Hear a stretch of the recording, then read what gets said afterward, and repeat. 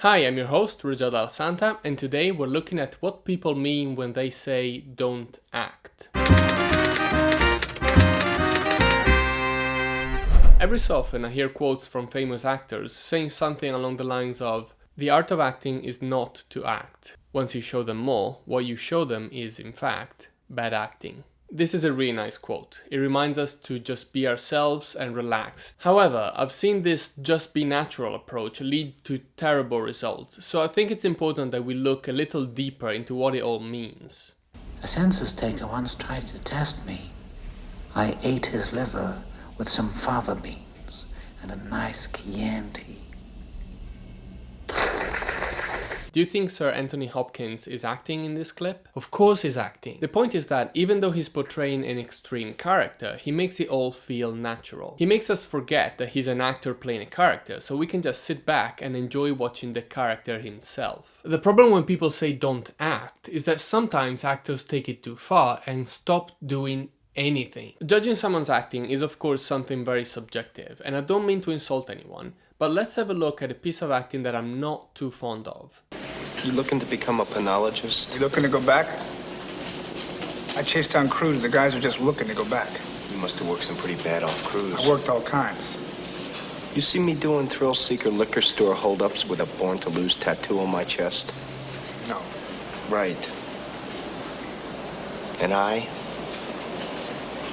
am never going back. Now let's look at the same scene from a later version of the same movie. You looking to become a penologist? You looking to go back? You know, I chased down some crews. Guys just looking to fuck up, get busted back. That you? You must have worked some dipshit crews. I worked all kinds. You see me doing thrill-seeker liquor store holdups with a born-to-lose tattoo on my chest? No, I do not. Right. I am never going back. I think anyone would agree that Al Pacino and Robert De Niro are much better than the first two actors.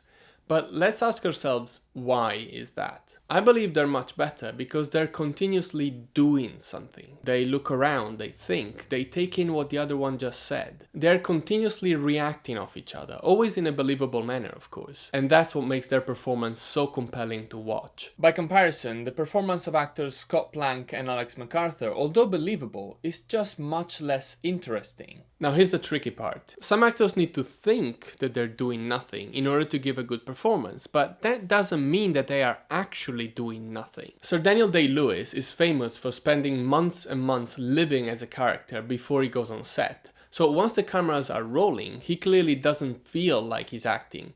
But that doesn't mean he's not doing anything. That doesn't mean he's not acting.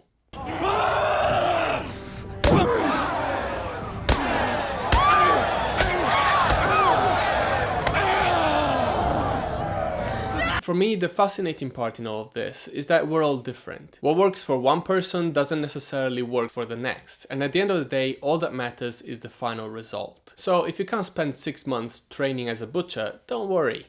You can find your own way to create a great performance. As an actor, you need to find out what works for you, and as a director, you need to become familiar with all different styles and methods of acting. Most importantly, you have to get to know your actors and be able to give them what they need to create a great performance. Some will need to be told not to act, or even not to do anything at all. Others will need to be pushed to give you bigger reactions and stronger emotions. Remember, the only rule is whatever works. How do you find it when a director tells you to stop acting? As a director, do you find it useful to tell your actors to do nothing? Please let me know in the comments below, and if you enjoyed this video, give us a thumbs up and don't forget to subscribe. See you next week.